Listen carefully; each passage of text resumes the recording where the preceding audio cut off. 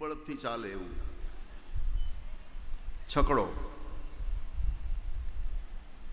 નાનું ગાડું હોય. આપણે કાઠિયાવાડમાં એની એકો કે હા. હવે નાનું ગાડું ને એમાં બધા દહીં મહિના મટકાઓ ને બધું પડ્યું હતું. બરાબર ચોથી વાર જન્મ નક્ષત્ર આવ્યું છે. ભગવાનનું જન્મ નક્ષત્ર રોહિણી છે. આ રોહિણી નક્ષત્ર ચોથી વાર આવ્યું છે. ગરમીની મોસમ છે. હવે વ્રજમાં શું હતું કે દરેક નક્ષત્ર એ ઉત્સવ મનાવે, દરેક પરમાત્માની અષ્ટમી આવે એટલે ઉત્સવ મનાવે, કાંઈ પણ નિમિત્ત લઈ અને ઉત્સવ મનાવે. રોજ ગોપી ગોવાળિયાઓ નાચે. આપણે ત્યાં ભક્તિના બે પ્રકાર છે, નિત્ય અને નૈમિતિક. એક ભક્તિ નિત્ય છે, એક ભક્તિ નૈમિતિક છે. નૈમિતિક એટલે નિમિત્તને પકડીને ઉપાસના કરવી, ભજન કરવું, સાધના કરવી, વ્રત કરવું, એ નૈમિતિક ભક્તિ છે. દાખલા તરીકે શિવરાત્રિ આવે ત્યારે શિવના મંદિરે જાઓ, પછી આખું વર્ષ નહીં પાછું. એ નૈમિતિક ભક્તિ. નવરાત્રિ આવે ત્યારે માતાજીની ઉપાસના કરવી, પછી નહીં. રામનવમી આવે ત્યારે રામના મંદિરે જાઓ, જન્માષ્ટમી આવે ત્યારે કૃષ્ણ મંદિરે જાઓ. જન્માષ્ટમીના રાતે 12 વાગે એટલી બધી ભીડ હોય, પૂજારીની વ્યવસ્થા કરવી પડે. હા, પણ બીજે દિવસે તમે રાતે જાઓ તો કોઈ ન હોય. હા, પૂજારી બિચારો એકલો ટંકોરી વગાડે.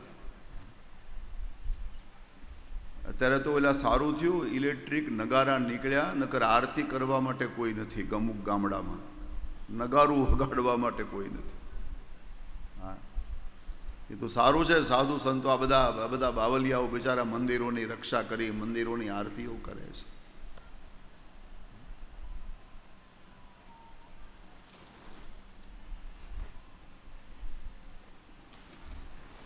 ઉત્સવ ચાલે છે.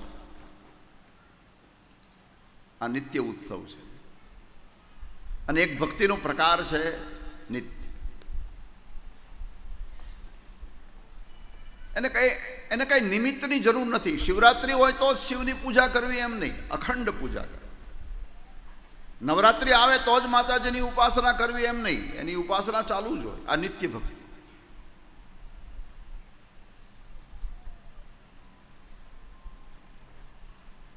જન્માષ્ટમી આવે ત્યારે જ કૃષ્ણ ભગવાનનું ભજન કરવું એમ નહીં, એનું ભજન ચાલુ જ હોય. આ નિત્ય ભક્તિ. ભક્તિ નિત્ય હોવી જોઈએ. ભક્તિ કોઈ ઔષધ નથી, દવા નથી. ઔષધિ ઈ લે જે બીમાર પડે. ભક્તિને આપણે ત્યાં અન્ન પણ નથી માન્યું. અન્ન પણ ઈ લે જેને ભૂખ લાગે.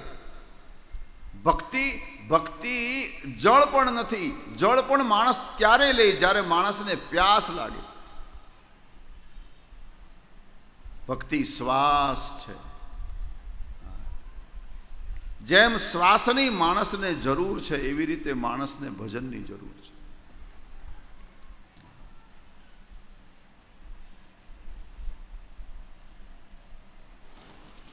ઈશ્વરને માણસ પ્રતિ શ્વાસ ચાહે. બસ કેવલ ચાહના ઈશ્વરની. મને જો કોઈ સિનેમાનું ગીત છે, મને ખબર નહીં ક્યાંનું છે, પણ એક આ કડી ગમે છે. મરને વાલા કોઈ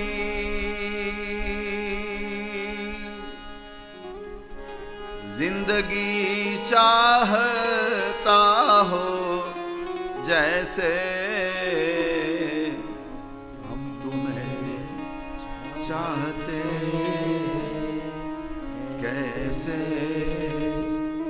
हम तुम्हें चाहते कैसे मरने वाला जिंदगी चाहता हो जैसे हम तुम्हें चाहते। કોઈ માણસ ડૂબી રહ્યો છે, આપણે કલ્પના આવી કરી શકીએ. કોઈ માણસ ડૂબી રહ્યો છે, એને શ્વાસની જેટલી જરૂર છે એટલી જ્યારે જરૂર વ્યક્તિને ઈશ્વરની પડે ત્યારે ઈશ્વર એની પાસે હાજર થાય છે.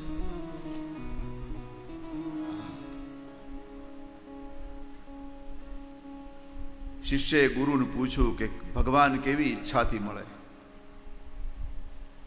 ગુરુએ કહ્યું, બેટા અત્યારે નહીં, ક્યારેક આપણે આની ચર્ચા કરશું. થોડા દિવસ પછી બંને સરોવરમાં સ્નાન કરતા હતા, ગુરુ શિષ્ય.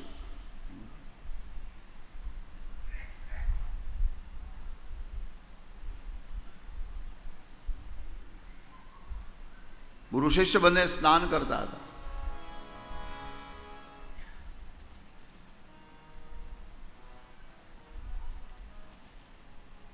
એમાં ગુરુને યાદ આવ્યું કે આને મને પ્રશ્ન કર્યો હતો, કેવી ઈચ્છાથી પરમાત્મા મળે. એટલે શિષ્યનો મુંડો પકડીને ડૂબાડી દીધો અને ઓલો તરફડિયા નાખી ગયો. 2 મિનિટે બારો કાઢ્યો. શિષ્યએ કહ્યું, ગુરુદેવ તમારે મને મારી નાખવો હતો. કેમ? જો થોડો સમય મને કાઢત નહીં તો મારો પ્રાણ નીકળી જાય. એ વખતે ગુરુએ કીધું, બેટા મારી નહોતો નાખવો, મારે તને જવાબ આપવો હતો. જેમ તને એમ થયું થોડો સમય જો મને શ્વાસ નહીં મળે તો હું મૃત્યુ પામીશ, આવી ઈચ્છા જ્યારે ઈશ્વર માટે આ તીવ્રતા જ્યારે જાગશે ત્યારે ઈશ્વર તારી સામે આવી ઊભો રહેશે.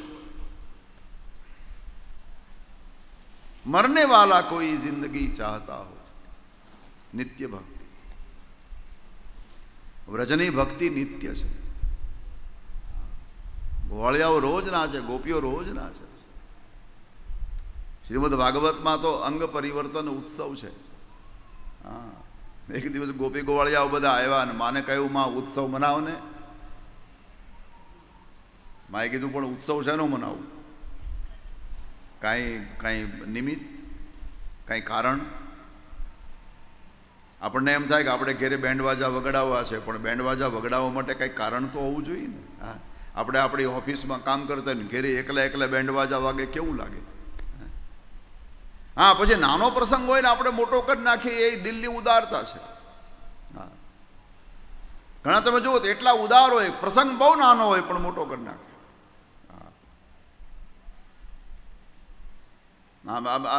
બાલદા પરિવારે ભાગવતની કથા કરવાનો નિર્ણય કર્યો તો આ 500 માણસમાં આ કથા થઈ શકે. પણ આ દિલની ઉદારતા છે કે ભાઈ ઘણા બધા માણસો સાંભળે, ઘણા બધા માણસો આનો લાભ લે. મને સમાચાર મળ્યા કે પ્લાન તો 15 વર્ષથી હાલતો હતો.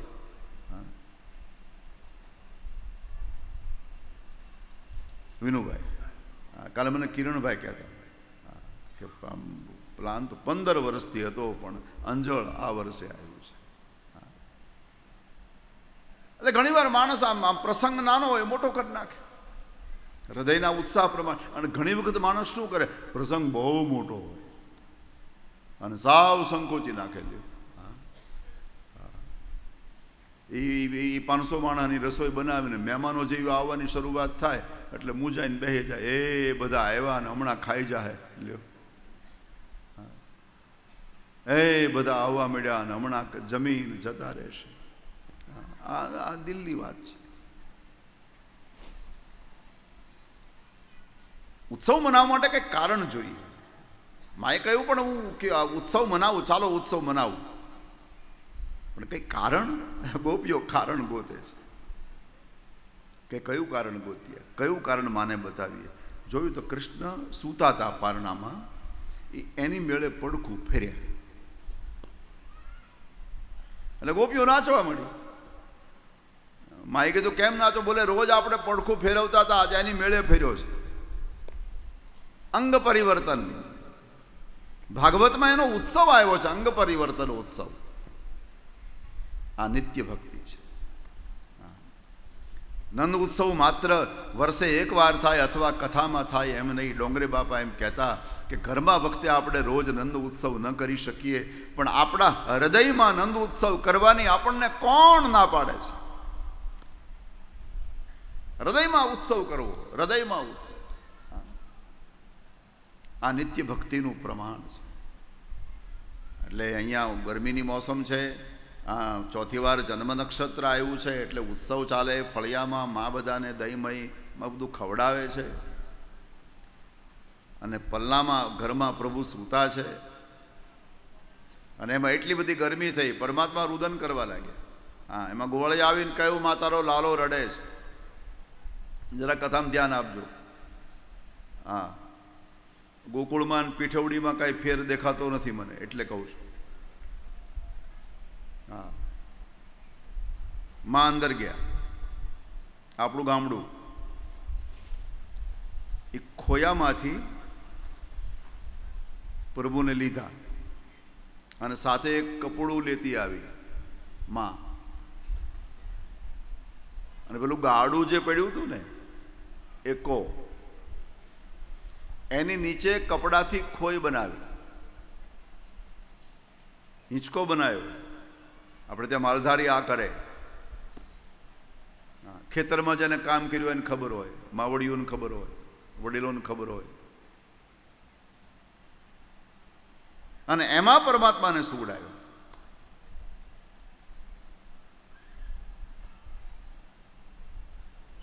પેલા રાક્ષસને એમ, એ ગાડા ઉપર રાક્ષસ બેઠો છે, કાઉન્સલો મોકલેલો શકટાસુર. એને એમ થયું, આ તો મને કેવી અનુકૂળતા આવી ગઈ, જેને મારવા માટે હું આવ્યો હોય એને મારી નીચે બાંધ્યો છે. એને ચલાવવાની જ્યાં શરૂઆત કરી, કે પરમાત્માએ શું કર્યું? પગનો એક અંગૂઠો માર્યો, એવો અંગૂઠો માર્યો કે ગાડું આખું તૂટી ગયું. પેલા દહીં મહિના મટકાઓ હતા, માખણ મિશ્રીના બધા ફૂટી ગયા. અને આમ આ બધો ઉત્સવ ચાલતો તો હાહાકાર થઈ ગયો. અરે આ ગાડું તૂટ્યું કેમ? 2 ભાગ થઈ ગયા. અરે આ ધરતીકંપ નહીં, કાંઈ કોઈ એવું ચિહ્ન નહીં ને આ ગાડું તૂટી ગયું. ત્યાં ગોવાળે હવે કીધું કે આ આપણો લાલો છે ને, એને પગનો અંગૂઠો માર્યો ને ગાડું તૂટ્યું. બોલે પણ એવું બને ખરું? આ નાનો બાળક હવે કોઈ અંગૂઠો મારે ને આખું ગાડું તૂટી જાય? ચાલો છોકરાઓએ કીધું, તમે માનો કે ન માનો, બાકી અમે અમારી સગી આંખે જોયું. એટલે 2-5 વડીલોએ તો નંદબાબાને બોલાવીને કીધું કે જો તારા કનૈયાને કાંઈક વળગ્યું છે, બાકી આ બાળકમાં આટલી બધી તાકાત ન હોય. આ રીતે પરમાત્માએ સકંડભંજન લીલા કરી અને પછી ત્રીજા રાક્ષસને માર્યો. નામ તૃણાવર્ત છે. દૈત્યો નામના તૃણાવર્ત કંસભૃત્ય પ્રણોદિત ચક્રવાક સ્વરૂપેણ જહારાસિન મર્ભકમ.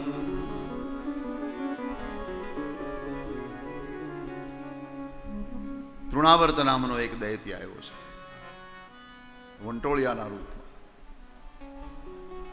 એ વખતે ભગવાન કૃષ્ણ પરમાત્મા માની ગોદમાં સૂતા છે, અને પેલો વંટોળિયો આવે છે. વંટોળિયો આવ્યો એટલે ભગવાનને એમ થયું કે આ તૃણાવર્ત આવ્યો છે વંટોળિયાના રૂપમાં, મને મારવા માટે, મને ઉડાડશે. અને મારી સાથે માને ઉડાડે તો પછી હું માને સંભાળીશ કે એને મારીશ? એટલે પરમાત્માએ દિવ્ય લીલા કરી. પરમાત્માએ શું કર્યું? પોતાનું વજન વધાર્યું, એટલે માનો પગ થાકી ગયો. અને પગ થાક્યો એટલે આમાં કેટલું વજન છે એમ કહી નીચે મૂકી મા પોતાનું કાર્ય કરવા ગઈ. પાછળથી પેલો તૃણાવર્ત આવ્યો છે, તૃણાવર્તે પરમાત્માનું હરણ કર્યું અને આકાશમાં લઈ ગયું. પણ અંતરિક્ષમાં પરમાત્માએ મુષ્ટિકોનો પ્રહાર કરીને એને મારી નાખ્યો. પેલી રચકણો ઉડવાની જે ચાલુ હતી ત્યાં પરમાત્મા પાછા આવી ગયા. કોઈને ખબર ના પડી કે આ શું થયું. પણ ભગવાન વેદવ્યાસે પકડી પાડ્યા અને કહ્યું કે પ્રભુ મને ખબર છે તમે તૃણાવર્તને મારીને પાછા આવ્યા છો. આ રીતે ભગવાને 3 અસુરને માર્યા છે. અને 3 અસુરને માર્યા પછી પરમાત્માના નામકરણનું વિધાન આવે છે. ભગવાનનું નામ છે ને બહુ લેટ પાડવામાં આવ્યું, ઘણું મોડું પાડવામાં આવ્યું છે. અને નામકરણ છે ને ભાગવતમાં થોડું વિચિત્ર છે. ગર્ગ પુરોહિતો રાજન, ગર્ગ પુરોહિતો રાજન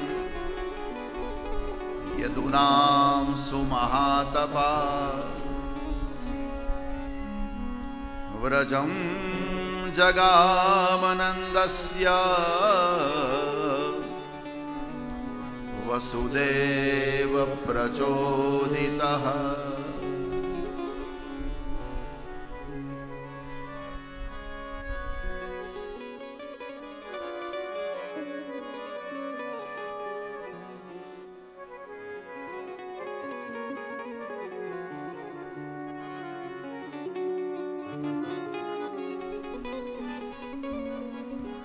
અમારા બાલદા પરિવારના આમંત્રણને માન આપી અને જેનીબેન ઠુમર અહીંયા ઉપસ્થિત થયા છે, તો બાલદા પરિવારને હું બોલી લઉં છું. અહીંયા બેનને સન્માન કરી લ્યો ને, બેનને બોલાવી લો અહીંયા, કારણ કે અત્યારે જે માહોલ ચાલે એમાં બેન વ્યસ્ત હોય ને આપણે એને બેસાડી રાખવા સારું નથી. હા, એટલે હું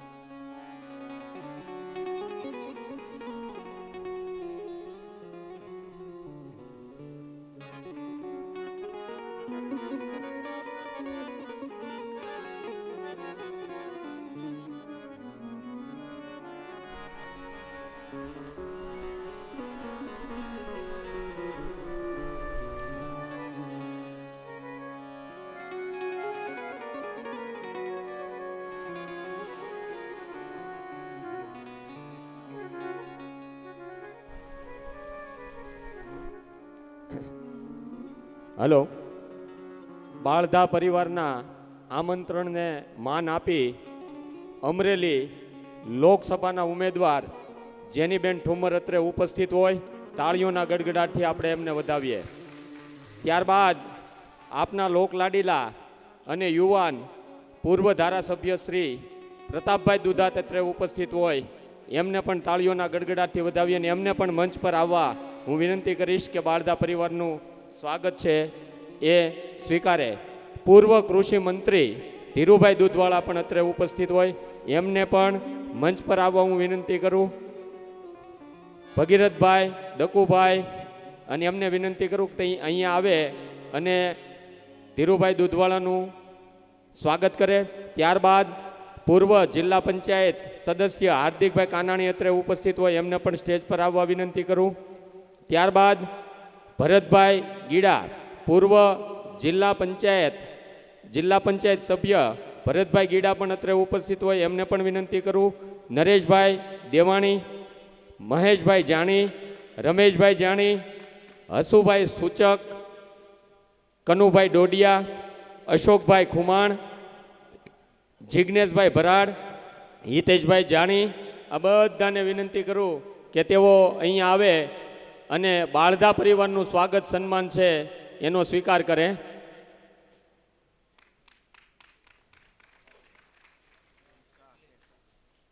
ચૂંટણીનો માહોલ હોય અને વ્યસ્તતા હોય, જેના કારણે વધારે સમય ન હોવાથી આપણે આ વચ્ચે થોડો કાર્યક્રમ લીધો છે.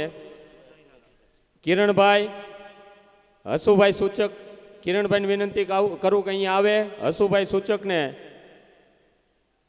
ફૂલહારથી તેમજ પ્રતિક ભેટ સ્વરૂપે સ્વાગત કરે. તાળીઓથી વધાવીએ આપણે.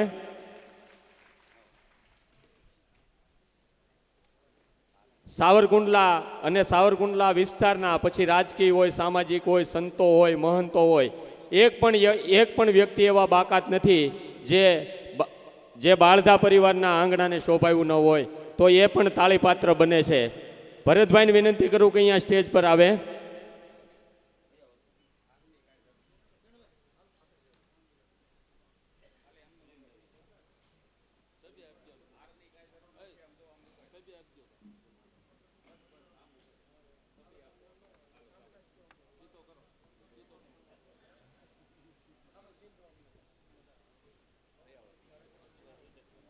હસુભાઈ સૂચકનું સ્વાગત અરવિંદભાઈ કરે છે.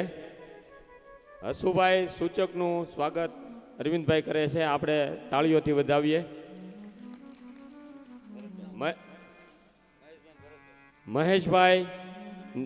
મહેશભાઈનું સ્વાગત ભરતભાઈ બાળધા દ્વારા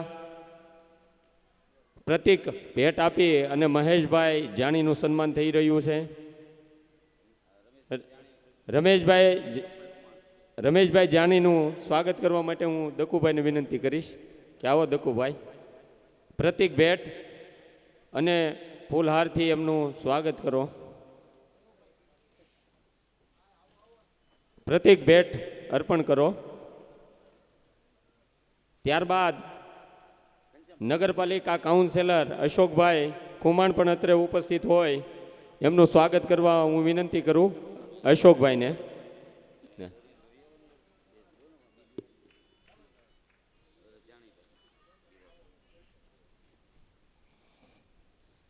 હિતેશભાઈ જાણીનું સ્વાગત કિરણભાઈ કરશે, વિનંતી કરું. જિજ્ઞેશભાઈ ભરાડને વિનંતી કરું કે અહીંયા આવે. પ્રતિક ભેટ અને ફૂલહારથી એમનું સ્વાગત કરે. બે પ્રતિક ભેટ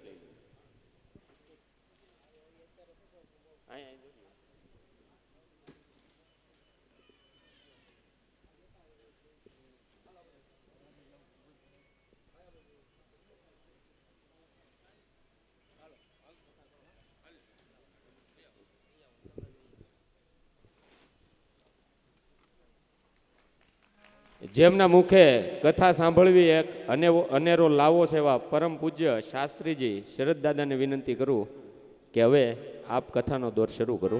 આભાર.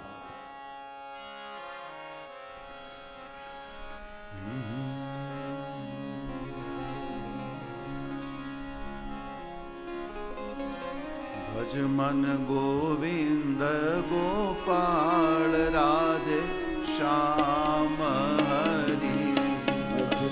ગોવિંદ ગોપાલ રાધે શ્યામ.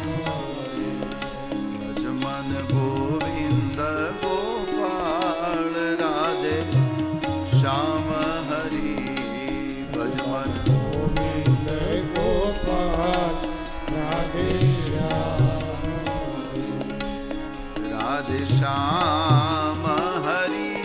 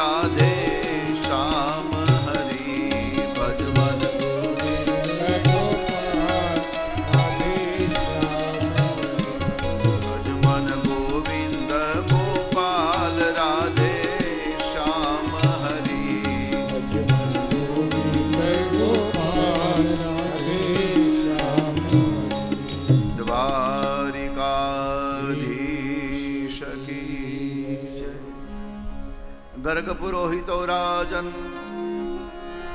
યદુનામ સુમહાતપા વ્રજમ જગામનંદસ્ય વસુદેવ પ્રચોદિતઃ. ભગવાનનું નામકરણ થયું. નામકરણ થોડું વિચિત્ર છે ભાગવતમાં.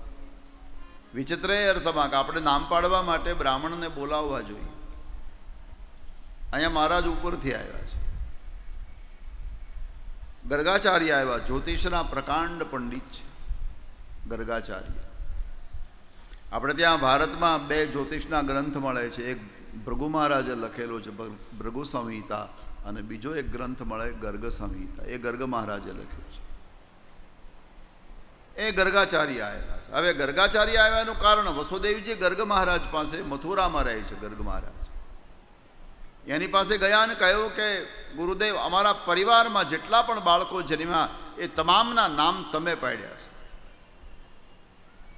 તો કોઈને કહેશો નહીં, મારા 2 બાળકો ગોકુળમાં પલી રહ્યા છે, આપ ત્યાં જાઓ, નામકરણ કરો.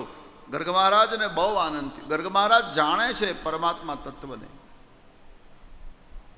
ગર્ગ મહારાજ ગયા છે. નંદબાબાએ સ્વાગત સન્માન કર્યું. નંદબાબાને કહ્યું, બાબા, હું તમારા 2 બાળકોનું નામ પાડવા માટે આવ્યો છું. હા, નંદબાબા તો બહુ રાજી થયા કે મહારાજ, સારું થયું તમે અમને યાદ કરાયો, અમે તો ભૂલી જ ગયા હતા, નામ પાડવાનું જ ભૂલી ગયા છે. લાલો લાલો કહીને બોલાવ્યા કરે. વ્રજની ભાષામાં નાના બાળકને લાલો કહે.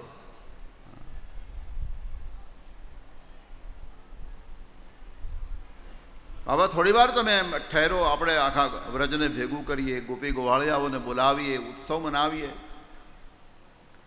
અને અમારે ત્યાં તો કંઈ સામાન્ય હોય તો એ સામાન્ય ક્રિયામાં અમે ઉત્સવ મનાવીએ. આ તો નામકરણનું વિધાન છે, આમાં તો ઉત્સવ થવો જ જોઈએ. ગર્ગ મહારાજે કહ્યું, આપણે ઉત્સવ નથી કરવાનું, આપણે નામકરણ ગુપ્તમાં કરવાનું છે, કોઈને ખબર ના પડે એમ નામકરણ કરો.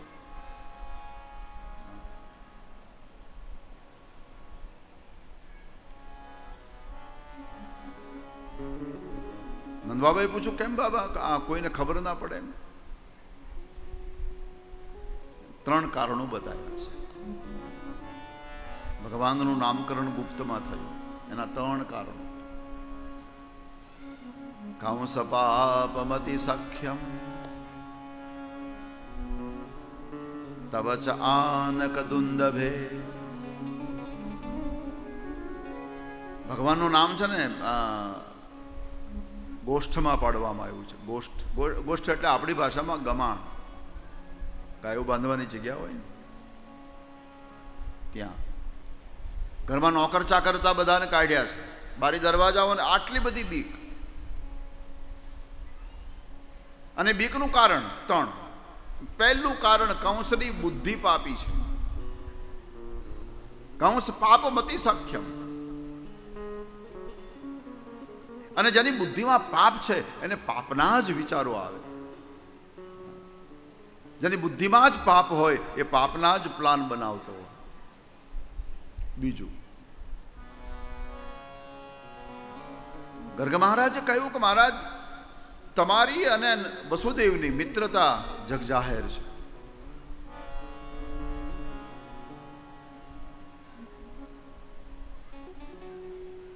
તમે ને વસુદેવ મિત્ર છો ને, હું જાહેરમાં નામકરણ કરીશ તો બધાને ખબર પડશે. એટલે કંસને શંકા પડી જશે કે ગર્ગ મહારાજ ત્યાં નામ પાડવા ગયા છે, તો એ પુત્રો વસુદેવના હોવા જોઈએ, આ શંકા પડી છે. કારણ, ગર્ગ મહારાજ છે એ યદુવંશના કુળ પુરોહિત છે. યદુનામ સુમહાતપા, યદુવંશના કુળ પુરોહિત છે. એને આપણી ભાષામાં કુળગોર કહે છે. હવે બીજી કઈ જાતા જ નથી. અહીંયા ગયા એટલે સીધો અર્થ નીકળે, 2 બાળકો યદુવંશના છે. અને ત્રીજું મહત્વનું કારણ, દેવક્યામષ્ટમો ગર્ભો ન સ્ત્રીર ભવિતુમર્હસી. આ બહુ મહત્વનું કારણ ગર્ગ મહારાજે આપ્યું છે કે કંસ હજી હેરાન છે. દેવકીનો 8મો ગર્ભ સ્ત્રી હોય. કાલે જરા ઉતાવળમાં હતા એટલે, નહીં તો ભગવાનનું પ્રાગટ્ય થયું ને એટલે પેલી માયાને લઈ આવ્યા અને એ માયા ઉડી ગયેલી અંતરિક્ષમાં. અને કંસને સૂચના આપી દીધી હતી કે તારો કાળ જન્મી ચૂક્યો છે. હવે કંસની પાસે 8મું જે સંતાન દેવકીનું આવ્યું છે એ સ્ત્રી છે, બાળકી છે. એ કંસની બુદ્ધિમાં ઉતર્યું નથી. અને બીજું કે ગણતરીમાં પણ માથાકૂટ છે. આકાશવાણી શું, જરા ધ્યાન આપજો, આકાશવાણીએ કહ્યું હતું કે 8મો ગર્ભ મારશે. હવે કંસે પોતાના હાથે દેવકીના કેટલા બાળકો માર્યા?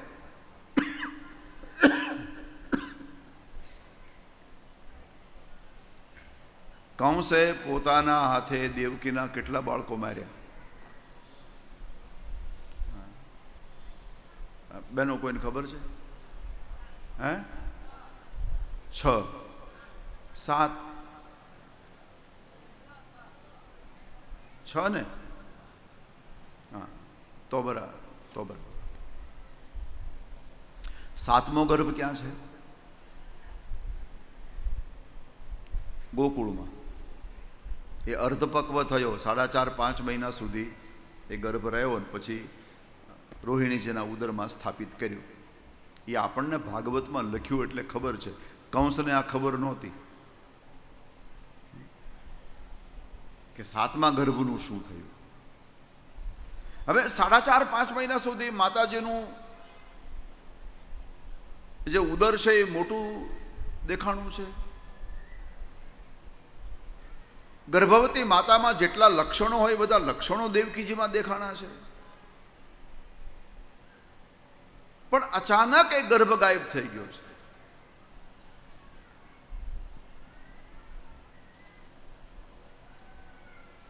હવે મથુરામાં જાહેરાત શું થઈ કે બિચારી દેવકીને એટલો બધો ત્રાસ થયો કે એનો ગર્ભ સ્ત્રવી ગયો છે. આપણી ભાષામાં કસુવાવડ થઈ ગઈ. હવે 4.5-5 મહિને કસુવાવડ થાય તો એને ગર્ભની ગણતરીમાં લેવો કે ન લેવો? કંસે વિદ્વાનોને બોલાવ્યા છે અને વિદ્વાનોને પૂછ્યું કે મને આનો, કારણ કે મને 8મો મારવાનો છે, હવે આને હું ગણતરીમાં લઉં કે નહીં? 4.5-5 મહિના સુધી દેવકીએ ગર્ભ ધારણ કર્યો છે અને પછી સ્ત્રવી ગયો છે. હકીકતમાં કસુવાવડ થઈ નથી, એ પહોંચી ગયો છે બીજે. એટલે અડધા વિદ્વાનોએ શું કીધું કે ભાઈ જ્યાં સુધી જન્મ ન થાય ત્યાં સુધી ગર્ભમાં ગણતરી લેવાય નહીં. એટલે એ તમારે ગણતરીમાં ન લેવો જોઈએ જ્યાં સુધી જન્મ ન થાય ત્યાં સુધી. ત્યારે અડધા વિદ્વાનોએ એમ કીધું કે 4.5-5 મહિને બાળકમાં અંદર જીવ પેટમાં આવી જાય તો જીવ આવી ગયા પછી એને ગર્ભમાં ગણવો જોઈએ. હવે આમાં એ કંસ હેરાન છે. એમાંય અડધા વિદ્વાનોએ આ પાડે ને અડધાએ ના પાડી. એટલે ગણતરીમાં ગડબડ છે. એટલે અહીંયા ગર્ગ મહારાજ કહે અસ્યાસ્ત્વામ અષ્ટમો ગર્ભો ન સ્ત્રીર ભવિતુમર્હસી. નંદ બાબાએ કીધું બાબા જે તમે આપ જે આજ્ઞા કરો. આપ એમ કહો કે ભાઈ આપણે ગુપ્તમાં કરવું છે. ગુપ્તમાં બારી દરવાજાઓ બંધ કરી અને ગાય બાંધવાની જગ્યા હતી ત્યાં રોહિણીજી, યશોદાજી બે પુત્રો બેઠા છે અને નામકરણ શરૂ થયું અને એમાં પરમાત્માનું જન્મ નક્ષત્ર રોહિણી છે. અને રોહિણીમાં જેનો જન્મ હોય એની વૃષભ રાશિ આવે અને જેની વૃષભ રાશિ આવે એના 3 અક્ષરો ઉપરથી નામ હોય, બ, વ અને ઉ. હવે 3 અક્ષર આપ્યા. બધી માતાઓને, 2 માતાઓને કહ્યું કે તમે નામની પસંદ કરો, નામ પસંદ કરો.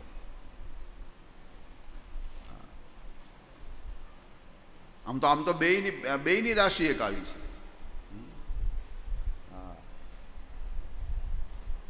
અધિક બળ હોવાના કારણે એનું મૂળ નામ રામ છે. શ્રીમદ ભાગવતમાં મોટા ભાઈનું નામ શું? રામ.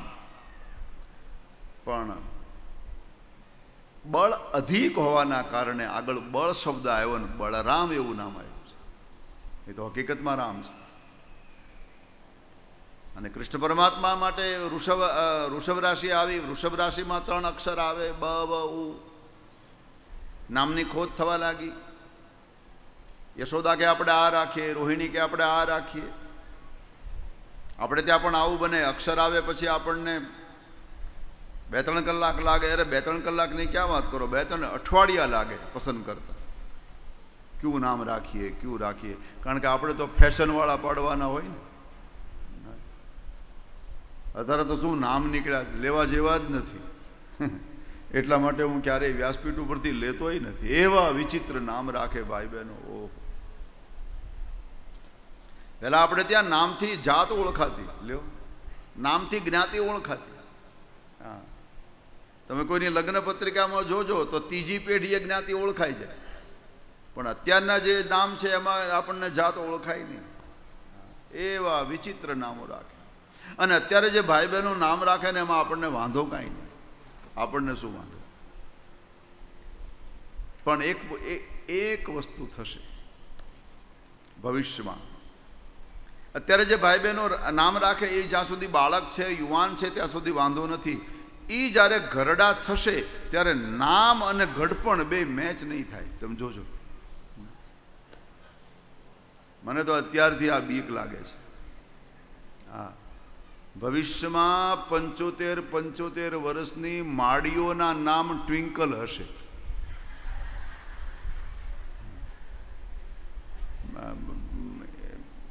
કોઈનું નામ હોય તો મને આ તો તમને ખાલી આનંદ કરાવવા માટે. એ 75 વર્ષની અત્યારે ટ્વિંકલ નાની હોય તો વાંધો નથી. હા, પણ એ જ્યારે 80 વર્ષની થાય ત્યારે એને આપણે કહેવું શું? ટ્વિંકલમાં, ટ્વિંકલ ડોશી. અને દીકરાની વહુ એમ કે મારા ટ્વિંકલ સાસુ આવ્યા, કેવું લાગશે?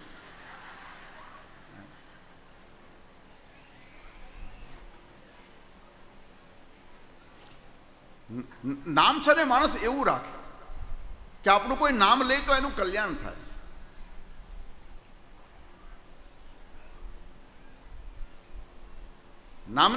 નામની વ્યક્તિ વ્યવસ્થિત પસંદગી કરે. આપણા વડીલોના નામ જુઓ ને, કેટલા સુંદર, કેવા સુંદર નામ. સવારમાં વખતે નામ લેવાઈ ગયું તો ભગવાનનું નામ લેવાય છે, આપણું કલ્યાણ થઈ જાય. પણ અત્યારે તો મને એક દીકરી મળવા આવી હતી. એનું નામ હતું શ્લેષ્મા. આપણા ભારતમાં એક ગાડી છે, ગાડી, ભગીરથભાઈ, કાર. એનું નામ છે વિસ્ટા.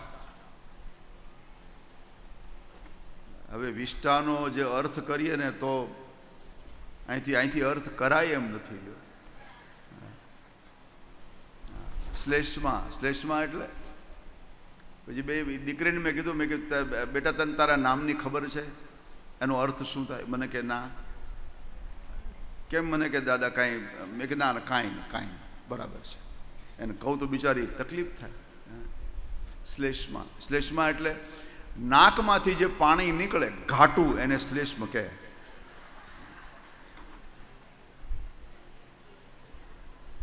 હવે એ મારે કહેવું કેમ? એને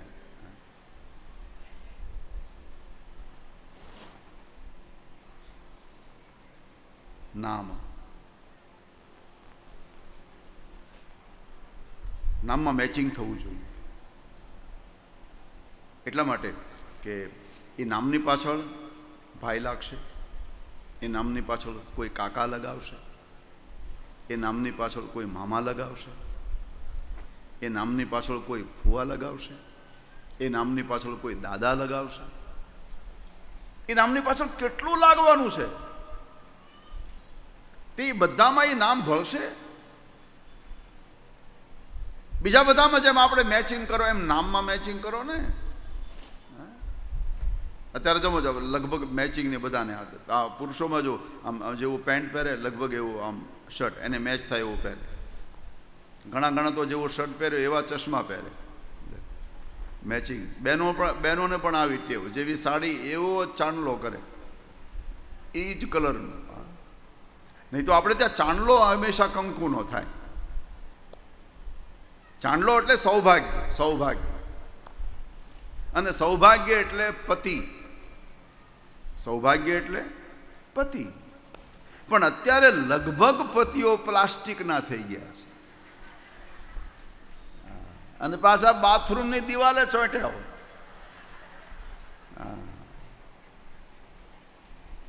નળે ચોંટ્યા હોય. લ્યો, એક ભાઈને શરદી થઈ ગઈ તો ડોક્ટરે દવા આપી તો એને કઈ મટી નહીં. એને કીધું સાહેબ ઊંચા પ્રકારની દવાનો ડોઝ આપો. કેમ? બોલે અઠવાડિયાથી નળે ચોંટ્યો હતો.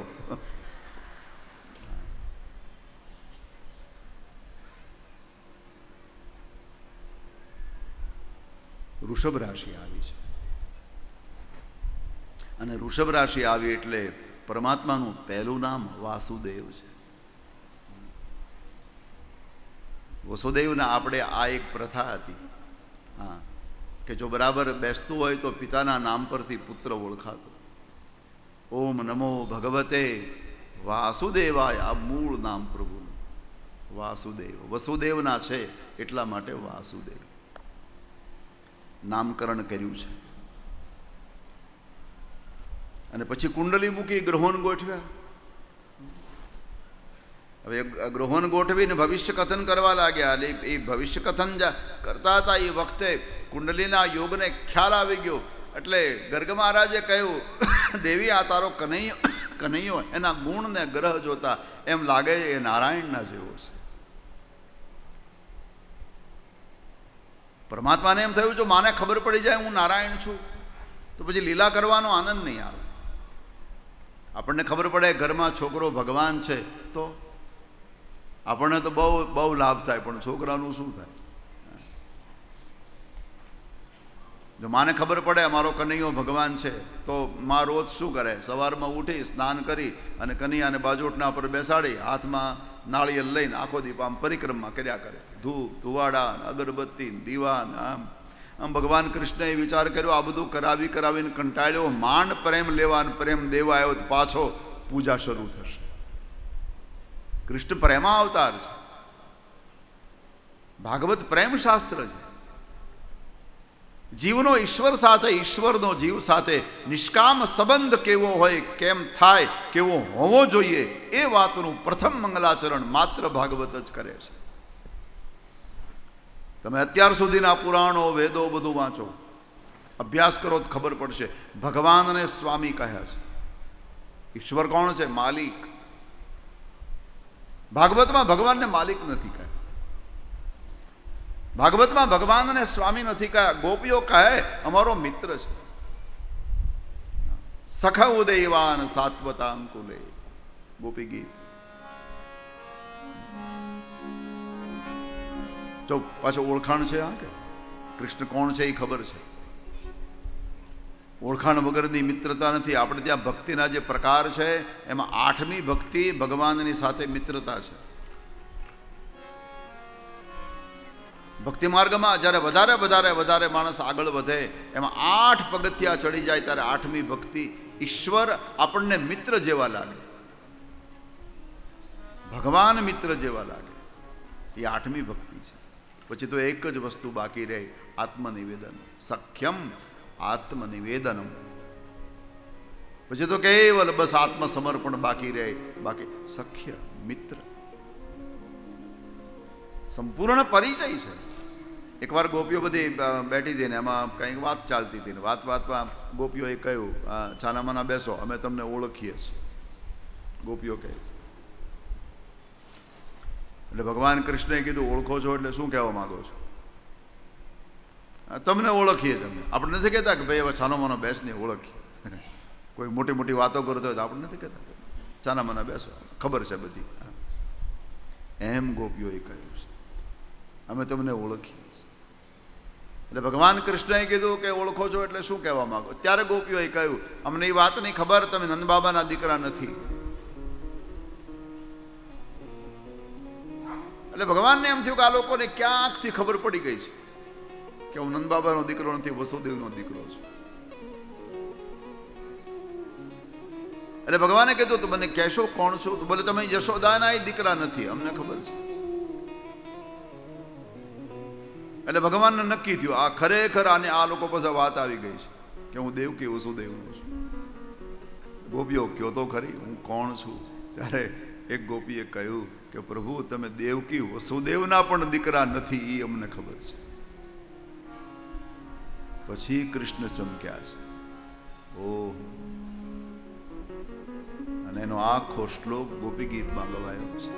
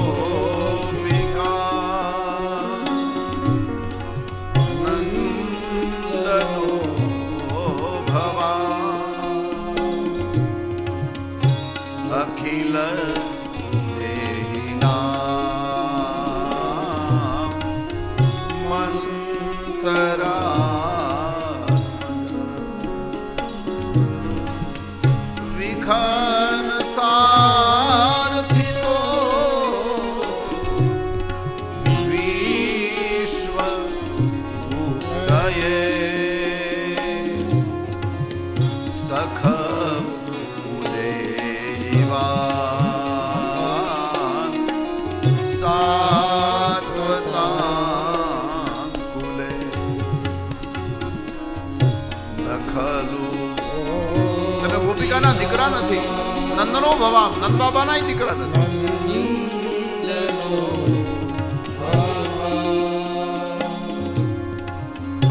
અખિલ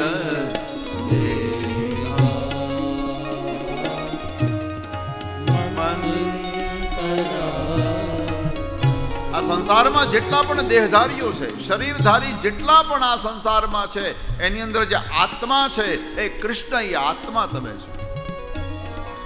અખિલ દેહીના મંતર આત્મદક. અને પ્રભુ એ પણ અમને ખબર છે બ્રહ્માની પ્રાર્થનાથી તમે આવ્યા છો. બ્રહ્માનું કામ કરવામાં વિખન સારથી, તો વિખન એટલે બ્રહ્મા. સાત્વતના કુળમાં તમે અવતાર લીધો એ અમને ખબર છે. પરમાત્માનો પરિવાર છે ને બે ત્રણ નામે ઓળખાય છે. એક તો પ્રસિદ્ધ નામ છે યદુવંશ, પણ આ પરિવાર પાછો એક બીજા નામે ઓળખાય, વૃષ્ણિ વંશ. યદુ રાજા, એના પહેલા એક મહાપુરુષ થયા વૃષ્ણિ,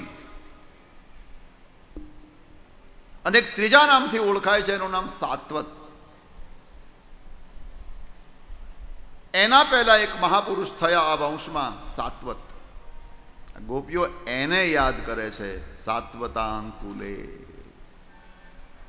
તમે સાત્વતના કુળમાં અવતાર ધારણ કરી બ્રહ્માનું કાર્ય કરવા માટે આવ્યા છો. આ સંસારના દેહધારીઓની અંદર જે આત્મા છે એ કૃષ્ણ, એ આત્મા તમે છો. આટલો પરિચય છે. અને છતાં ગોપીઓ કહે છે તમે અમારા મિત્ર છો. ઈશ્વરના પ્રભાવને જાણ્યા પછી જો મૈત્રી જાગે તો એ આઠમી ભક્તિ. અજાણતા મિત્રતા થાય એમ નહીં, આ મૈત્રી છે. ગોપીઓ પ્રભુને મિત્ર માને છે, કારણ કે પ્રેમ શાસ્ત્ર છે ને. કૃષ્ણ પ્રેમાવતાર છે. પ્રેમમાં સ્વામિત્વ ના આવે, પ્રેમમાં સેવક ના આવે. સેવક અને સ્વામી આવે એટલે સમજવાનો પ્રેમ નથી, ત્યાં કર્તવ્ય આવ્યું પાછું, ત્યાં પાછો ક્યાંક ધર્મ આવી જાય. પ્રેમમાં મૈત્રી આવે, મિત્રતા આવે. એટલે કૃષ્ણ પ્રેમા અને ભાગવત પ્રેમ શાસ્ત્ર છે. આ પરમાત્માએ જે લીલા કરીને આપણને એમ લાગે ઉપદ્રવ કર્યો, મટકી ફોડીને આન તેન, પણ એ હકીકતમાં પ્રેમ લીલા છે. ભાગવતમાંનો ઉલ્લેખ છે.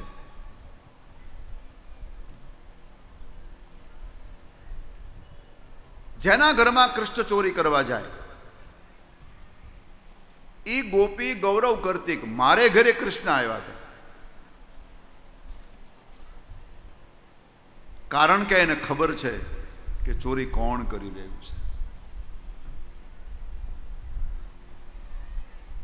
સુરદાસજીને લખવું પડ્યું.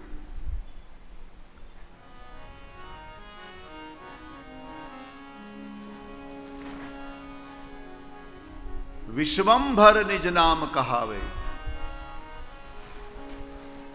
એનું નામ વિશ્વંભર છે, વિશ્વની વ્યવસ્થા કરનારો પરમાત્મા, વિશ્વનું પેટ ભરનારો પરમાત્મા. વિશ્વંભર નિજ નામ કહાવે. ઘર ઘર બોરસ જાય ચુરાવે. વિશ્વંભર નિજ નામ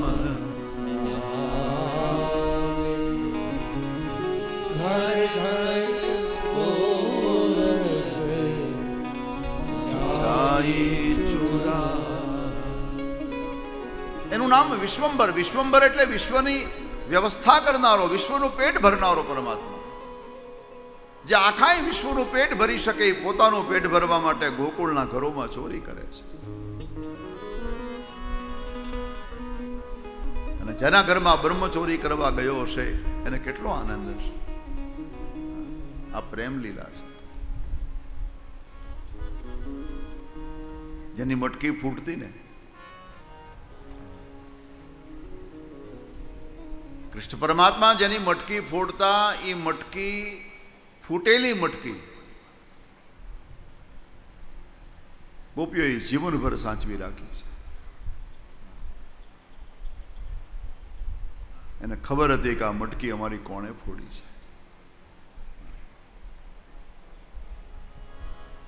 અને ગોપી ગૌરવ કરતી કે જો આ કૃષ્ણએ મારી મટકી ફોડી હતી, મારી મટકી ફોડી હતી.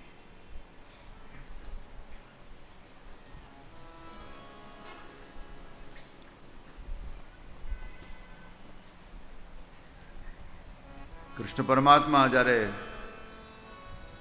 ગોકુળ છોડીને મથુરા ગયા,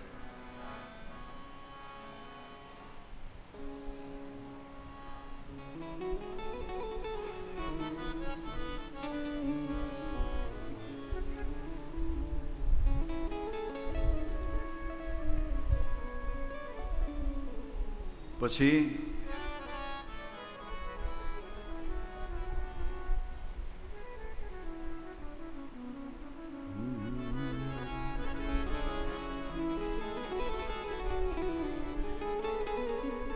બિરાજો બિરાજો, પધારો.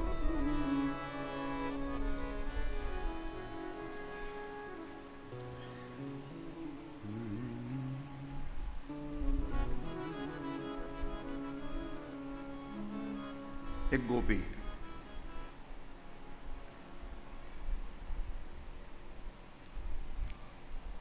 મટકી લઈ, માખણ લઈ અને વેચવા જતી હતી.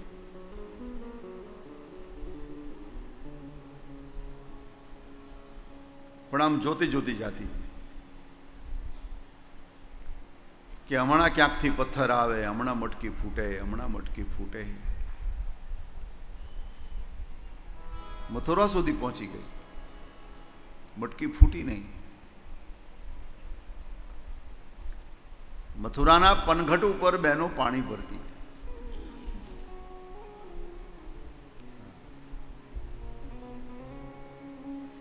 પેલા આપણે ત્યાં પનઘટો હતા ને, દરેક ગામમાં.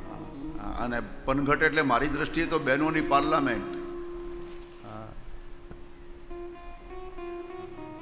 કુવાન કાંઠે બધી બહેનો પાણી ભરવા જાય, બધી ભેગી થાય, સુખ દુઃખની વાતો કરે. હા,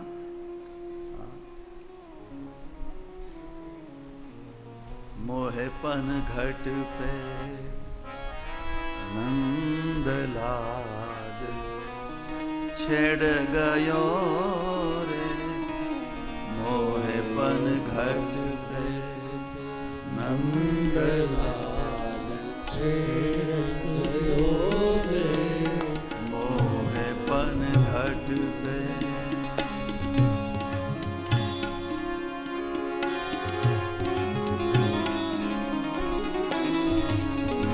पनघट पे नंदलाल छेड़ गयो रे, मोहे पनघट पे.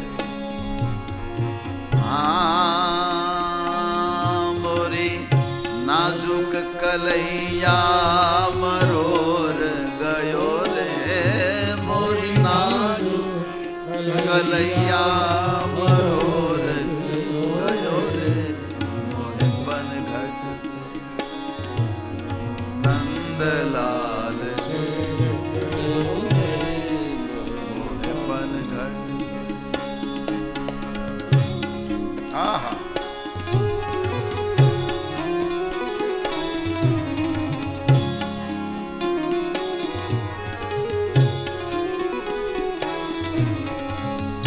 कंकरी मोहे मारी गगरिया फोर डारी, कंकरी मोहे मारी गगरिया फोर डारी, गगरिया फोर डारी, गगरिया गगरिया फोर डारी.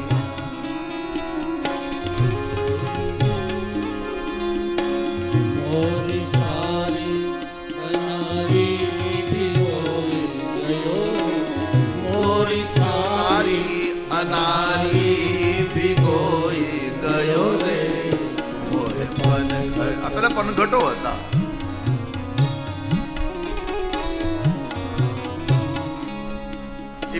મથુરાના પનઘટે આ ગોપી પહોંચી ગઈ અને બહુ રડી ગોપી પનઘટે જઈને બહેનો પાસે. પેલી બહેનો એ પૂછ્યું, ગોપી કેમ રડે છે?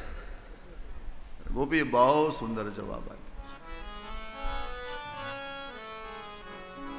એ બેન, મને એમ હતું મારી મટકી ફૂટશે, પણ આજ મારી મટકી ન ફૂટી. મને એમ લાગે મારું ભાગ્ય ફૂટી ગયું છે.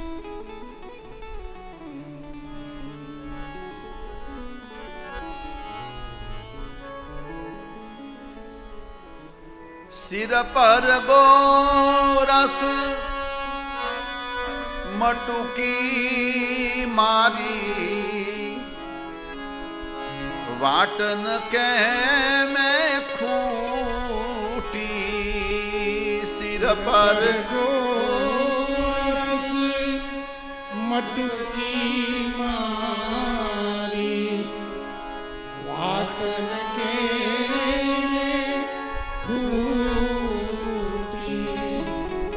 अब लग एक पत्थर ना वाग्यो, गया भाग्य मुझ फूटी. अब लग एक पत्थर ना वाग्यो, गया भाग्य मुझ फूल कहे भमरा ने भमरो, વાત વહે ગુંજનમાં. માધવ ક્યાંય નથી મધુવનમાં, માધવ ક્યાંય નથી મધુવનમાં. ફૂલ કહે ભમરા ને ભમરો, વાટ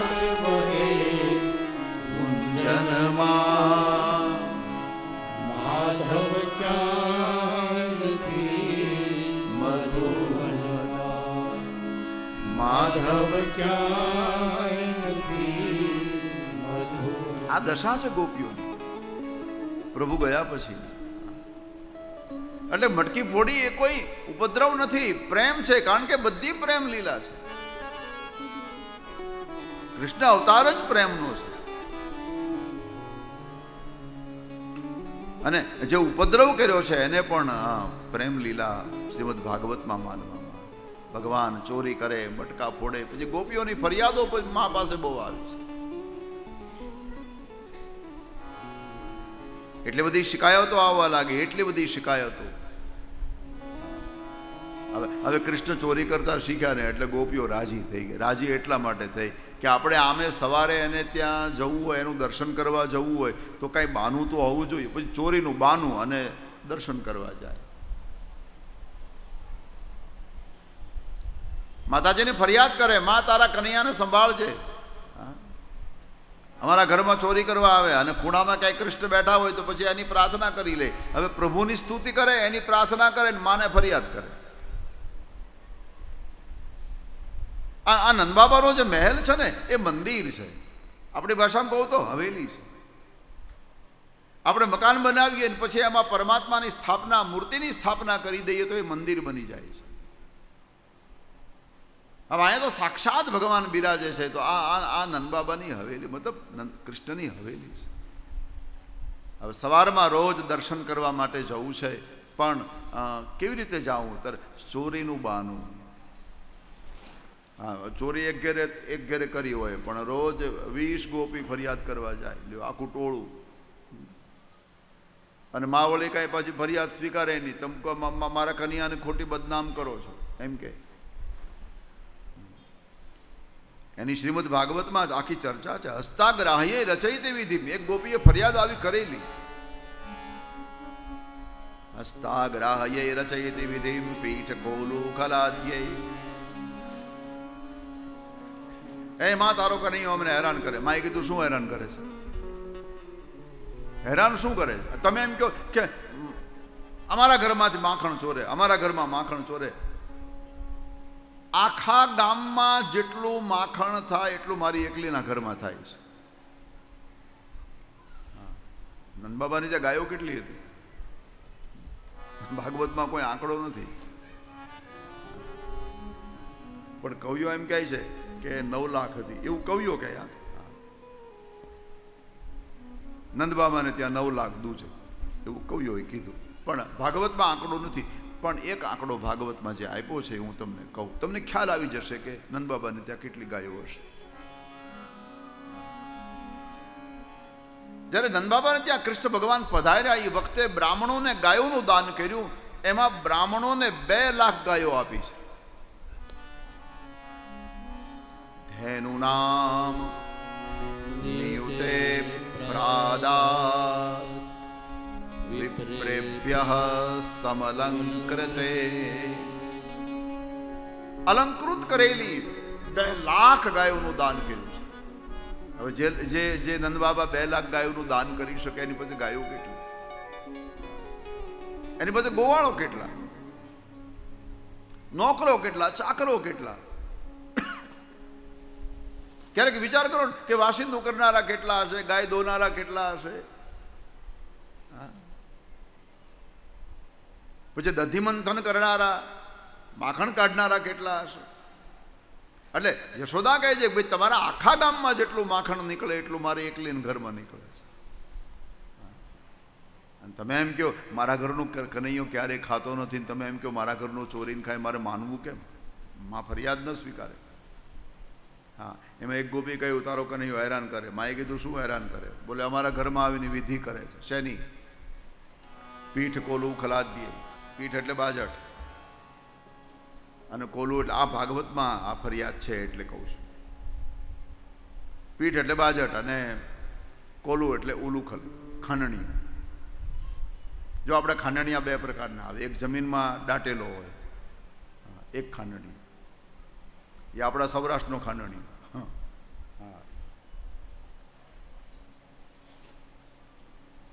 બીજા અમુક પ્રાંતમાં ખાંડણીયા લાકડાના ઊભા આવે, એ ગમે ત્યાં ફરે એ ખાંડણી. એટલે ખાનણિયાથી અને બાજટથી વિધિ કરે છે. એમાં બન્યું એવું કે માને ફરિયાદ કરી, પછી માએ કાંઈ ફરિયાદ સ્વીકારી નહીં, એટલે પેલી ગોપી માને બહુ બોલી ગઈ કે આટલું આટલું કહીએ ને તું માનતી નથી. હા, તમે રાજા કહેવાઓ ને રાજાના છોકરા ચોરી કરે સારું નહીં, આવું બધું બોલી ગઈ.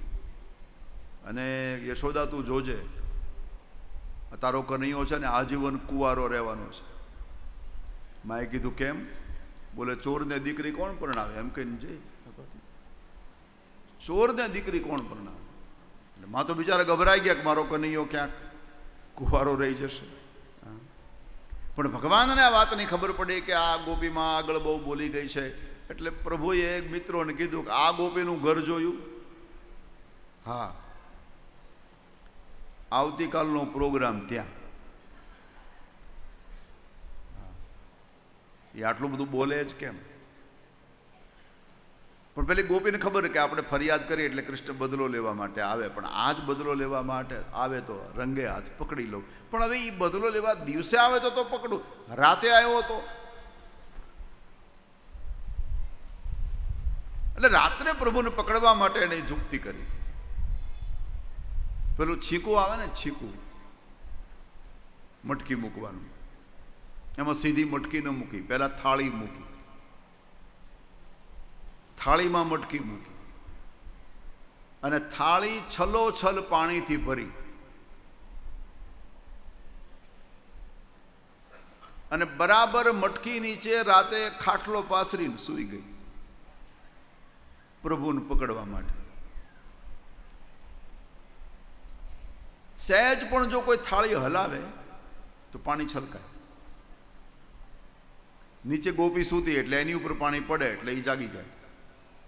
આ ભગવાનને ફસાવવા માટે આવી યુક્તિ કરી. એ જ રાતે મિત્રોને સાથે લઈને ભગવાન એના ઘરમાં ચોરી કરવા ગયા. જોયું તો થાળી. મિત્રોને કીધું આ થાળીને અડતા નહીં. કેમ? ઇતિહાસમાં પહેલી વાર આવી. કેટલાય ઘેર ચોરી કરી પણ થાળી ક્યાંય આપણે જોઈ નહોતી. એટલે આ બહુ પાકી છે. આપણે તપાસ કરો આ થાળીમાં શું છે. તો હવે ભગવાન તો બહુ નાના છે. હા, એટલે પ્રભુએ કીધું આ ઘરમાં બાજોટ કેટલા ગોતો. હા, 3 પીડ્યા હતા. હા, એક સાસુ વખતનો જૂનો ને એક પોતે પરણી ત્યારનો ને એક હમણાં દીકરાને હમણાં જ પરણાયો હતો. 3 પેઢીના 3 પીડ્યા હતા. એ ઉપરા ઉપર મૂક્યા પણ તોય ભગવાન જોઈ ન શક્યા એ થાળીમાં. અને બાજુમાં પેલો ખાંડણીઓ પીડ્યો હતો, એની ઉપર મૂક્યો. એ ગોવાળિયાએ ખાંડણીઓ પકડી રાખ્યો અને એના ઉપર પ્રભુ ચડ્યા. જોયું તું પાણી. હા, ઓ ભગવાને કીધું અડતા નહીં, બહુ પાકી છે, પાણી ભરીને સૂતી છે. હા, તમે એક કામ કરો, બાજુમાં સરોવર છે ને, કમળના ફૂલ લઈ આવો. તે બધા ગોવાળિયા કહે પણ અત્યારે તારે કોની પૂજા કરવી છે?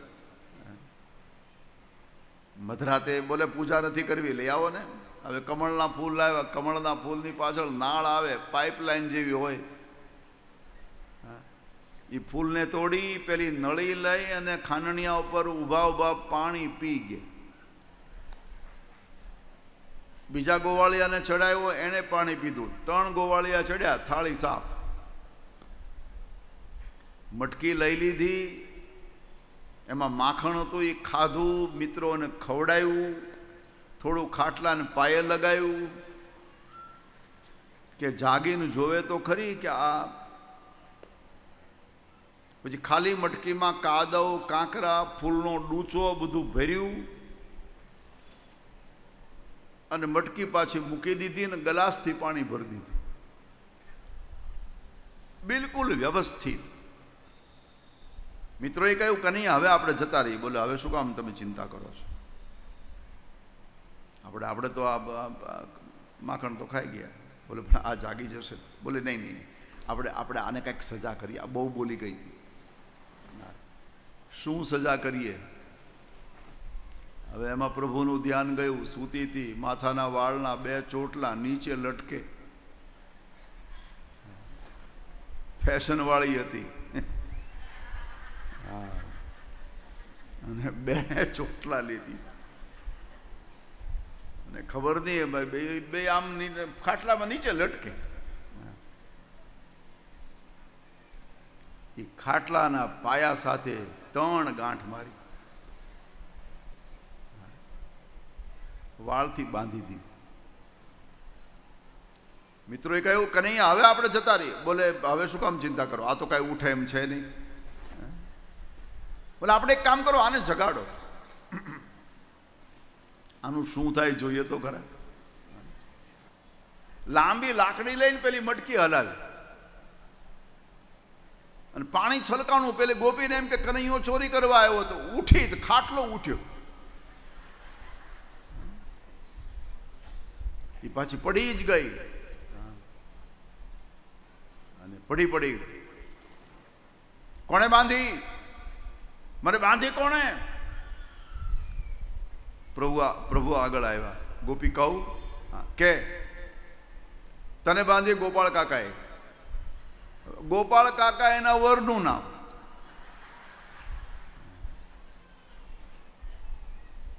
ઘરમાં ઝઘડો કરાયો ને એમાં ગઈકાલે બેને ઝઘડો થયો હતો ને એમાં એના પતિ ગોપાળે કીધું તું બડબડ નહીં કરતી, નહીંતર બાંધી દઈશ. અહીંયા સાચું પડી ગયું. આવવા દે એને, ગઈકાલે જ મને બાંધવાનું કહેતો હતો. કૃષ્ણ કે આવે એટલે બરાબર ફટકારજે એને. આમ તને બાંધીને જતો રહે, એના મનમાં શું સમજે છે? તું કેટલી ડાય, તું કેટલી ભોળી, તારી જીભ કેટલી મીઠી. પેલી ગોપી કે આવ મારો દીકરો છે ને, આવ મને છોડી દે. ભગવાને ઈશારો કર્યો કે નીકળવાની તૈયારી કરો, કારણ કે ઓલા ગોપાળને આવવાની તૈયારી છે. એ જ્યાં આમ છોડે ત્યાં તો ગોપાળ કાકા આવ્યા, બરાબર પ્રહર થઈ ગયેલું. અને ત્યાં તો એવી હાથમાં વેલણ લઈને દોડી. શું કામ મને બાંધી હતી? બોલો ગોપાળ કે કોણે બાંધી હતી? બોલે પૂછો આ છોકરાઓને. બાંધી હતી ને? છોકરાએ ઊંચો હાથ કર્યો, બાંધી હતી. બધા ગોવાળિયા નીકળી ગયા અને છેલ્લે પ્રભુ રહ્યા અને કહ્યું, એક ગોવાળિયાએ કહ્યું, ગોપી આ ગોપાળ એટલે નંદબાબાનો ગોપાળ, તારો ગોપાળ નહીં. પછી આ ગોપીએ નક્કી કર્યું કે ભલે ચોરી કરે, ફરિયાદ ન કરવી. આવી ઘણી બધી ફરિયાદો શ્રીમદ ભાગવતમાં છે. આ તો ભાગવતમાં જે પ્રમાણિત ફરિયાદો છે એની મેં પીઠ કોલું ખલાતી. આમ તો એક તો એવી ફરિયાદ છે કે માએ એક વખત એમ કહ્યું કે કૃષ્ણ તમારા ઘરમાં ચોરી કરી જાય છે, એક કામ કરો ને, તમારા ઘરના ખૂણામાં અંધારામાં તમારા મટકા રાખો, એટલે મારો કનૈયો જોઈ ન શકે. તે ગોપીએ કીધું એક વખત એ અમે કર્યું તો એ ચોરી જાય છે. અરે પણ એ અંધારામાં જોવે કઈ રીતે? બોલે તું એને મણી બાંધે ને કંઠમાં, એ મણી જ પ્રકાશ કરે છે. એવો કિંમતી મણી તું એને કંઠમાં બાંધે છે કે એ જ્યાં જાય ત્યાં પ્રકાશ થાય છે. ધ્વાંતા ગારે ધૃતમણિ ગણમ સ્વાંગમરથ પ્રદીપમ. જાણે દીવો પ્રગટી જાય છે. આ બધી ફરિયાદો છે. પણ બહુ ફરિયાદો આવવા લાગી ત્યારે માને એમ થયું શું ખરેખર મારો કનૈયો ચોરી કરવા ગયો હશે, જતો હશે. અને ખરેખર ચોરી કરવા ગયો તો પછી આ સંસ્કાર એમાં આવ્યો ક્યાંથી?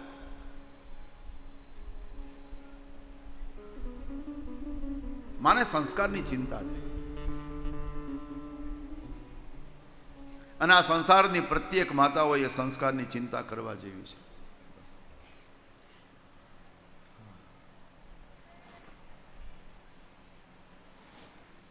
બહુ મોટી જવાબદારી છે માતા પિતાની સંસ્કાર માટે. એમાં વિશેષ કરીને માં, બાળક બુદ્ધિ વગરનો થાય તો પણ જવાબદારી માતા પિતાની છે. બાળક દરિદ્ર થાય તો કુળ જવાબદાર હશે, પણ સંસ્કાર વગરનો થાય તો માતા પિતા જવાબદાર છે.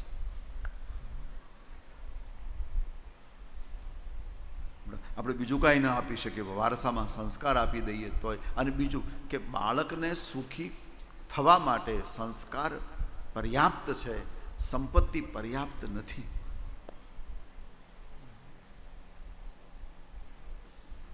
બાળકને સંસ્કાર આપવાથી 4 ફાયદા છે. હા, પહેલો ફાયદો તો એ કે આપણે સુખી થઈએ. આપણા સંતાનોને આપણે સંસ્કાર આપ્યા હોય તો આપણે સુખી થઈએ. કારણ કે ઘડપણમાં માતાને ભગવાન માનીને સેવા કરે,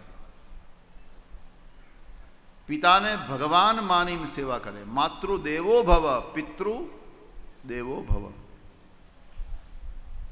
ઈશ્વર માનીને સેવા કરશે જો સંસ્કાર હશે તો, અને નહીં તો વૃદ્ધાશ્રમમાં ભરતી કરશે. સંસ્કાર નહીં હોય તો